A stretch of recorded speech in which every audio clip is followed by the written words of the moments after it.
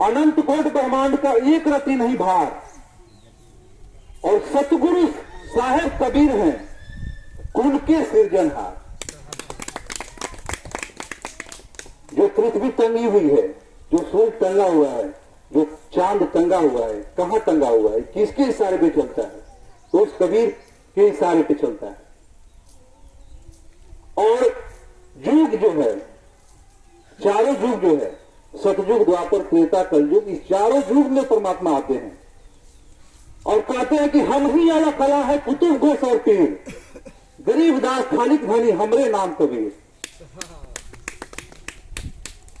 तो उनके बिना एक पत्ता भी नहीं बोल सकता है। और असली राम कौन है, इस राम को भी हम लोग नहीं जानते हैं।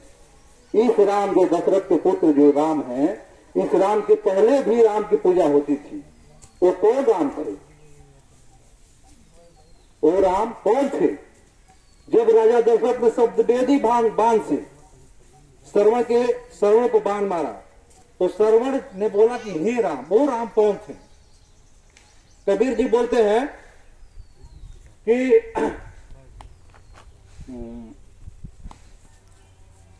कबीरा सब जग नहीं धना, धनवंता न कोई, धनवंता सो जानियो जिस पे राम नाम धन होए। हम लोग का जीवन क्यों होता है और हम लोग मर के जाते कहां हैं, इस पे सारा व्याख्यान कबीर जी का ही, और वही आते हैं और बताते हैं चारों युग में। तो राम को कौन हम लोग पहचानते नहीं है। राम कौन है? तो एक राम घट घट, एक राम दशरथ गढ़ बोले, एक राम घट घट में बोले, एक राम जो सकल उजियारा, और एक राम त्रिभुवन से न्यारा। तो उस त्रिभुवन वाले राम को कोई नहीं जानता है। आप किस लिए आते हैं यहाँ पे? जन्म किस लिए होता है? तो हमारा जन्म सिर्फ और सिर्फ होता है राम नाम की कमाई के लिए होता है। जिसको पूर्ण परमात्मा तत्वदर्शी संत से दीक्षा लेकर के और तीनों मंत्र के जाप करके विधिवत, वही आपका राम नाम धन है। और जो आप ये धन को कमाते हैं, तो आप जैसे बोलते हैं ना कि मेरा पूरा जीवन सुखमय गया, इसमें कोई भी कहीं भी कोई दिक्कत नहीं आया, और किसी को जन्म लेते ही 10 तरह की बीमारियां हो जाती है, तो उसके पास राम नाम की धन नहीं है। वो कभी कबीर परमात्मा के शरण में नहीं गया। आपकी बैटरियां चार्ज है, आपकी बैटरियां चार्ज है, तो आपको सारा चीज सुखमय लगेगा कि हमारे पास सब चीज भरा हुआ है। लेकिन जैसे आपका बैटरी डिस्चार्ज होगा, तो उस दिन दुखों का पहाड़ आना शुरू होता है। तब इंसान कहता है कि हम क्या गलती किए थे। दुखी सब हैं इस संसार में, ब्रह्मा विष्णु महेश सब दुखी हैं, हम सब दुखी हैं। राजा महाराजा आज किसी प्रधानमंत्री के घर पर भी जाइएगा, संत के भेष से पकड़ के चले जाए, तो आपका पैर पकड़ लेगा और बोलेगा कि मेरी पत्नी मुझसे नहीं बोलती है, तो मेरा बेटा मुझसे नहीं बोलता है, तो घर में कलह कलेश है, धन संपत्ति सब भरा हुआ है, फिर भी वहां सुख नहीं है, शांति नहीं है। तो शांति कहां होगा? तो परमात्मा के चरण में ही होगा शांति। मैं आध्यात्मिक ही ज्ञान बताऊंगा, इसके अलावा राजनीतिक ज्ञान मुझे नहीं आता है। और बहुत सारे महापुरुष जो हैं वो हैं। तो कबीर जी आए तो पखंडवाद को समाप्त किए। परमात्मा कहते हैं कि मुझको कहां ढूंढे रे बंदे, मैं तो तेरे पास में, ना मंदिर में, ना मस्जिद में, ना काशी कैलाश में, खोजी है तुरंत मिल जाऊं एक पल ही की तलाश में। कहे कबीर सुनो भाई साधु, मैं तो हूं विश्वास में, और सब श्वासन के श्वास। लेकिन कहां हम लोग खोजते हैं? मंदिर में खोजते हैं।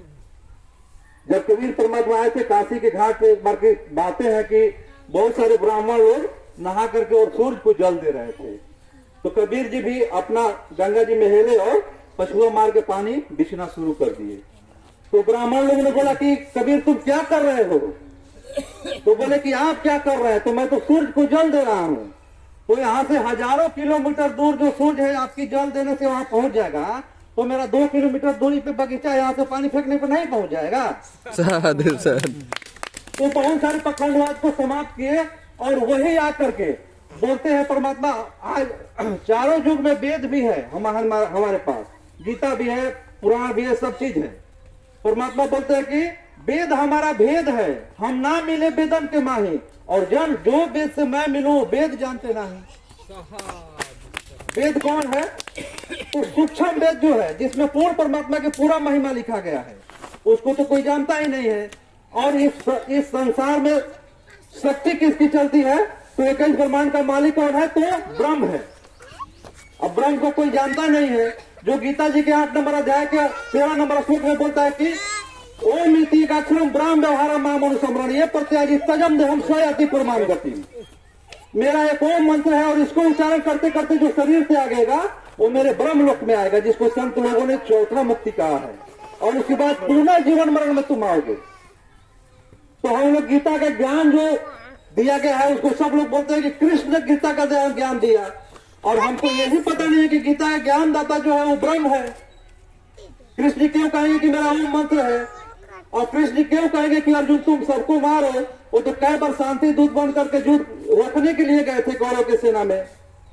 बहुत सारे ऐसे प्रमाण हैं जो हम लोग सच्चाई से वंचित हैं। और परमात्मा है, परमात्मा वही है और वही सबके हम जीव आत्माओं के पिता भी हैं, जो गीता जी के 4 नंबर अध्याय के 34 नंबर श्लोक में बताया गया है। पूरा संसार का एक ही श्लोक है कि हम लोग यहाँ पे कैसे फंसे। तो गीता जी 15 नंबर अध्याय के 1 से 4 नंबर श्लोक पढ़िएगा। उसमें तत्वदर्शी संत ही एक बता सकते हैं कि अक्षर पुरुष एक पेड़ है, निरंजन वाकी डाल, और तीनों देवा शाखा है 5 रूप संसार। हम लोग 5 रूप में यहाँ भटक रहे हैं। अक्षर पुरुष कौन है? तो अक्षर पुरुष सत्संग प्रमाण का मालिक है। और जड़ फिर भी गुप्त रहता है, वही जड़ ही कभी परमात्मा है और वही आकर के बताते हैं। तो ज्ञान तो बहुत लंबा है और समय भी बहुत ज्यादा हो गया, तो मैं सबसे क्षमा चाहते हुए अपनी बातों को विराम करूंगा। और कभी बाद में मौका मिलेगा तो बैठ करके बहुत लंबा चर्चा होगी। सत्य है, जय हिंद।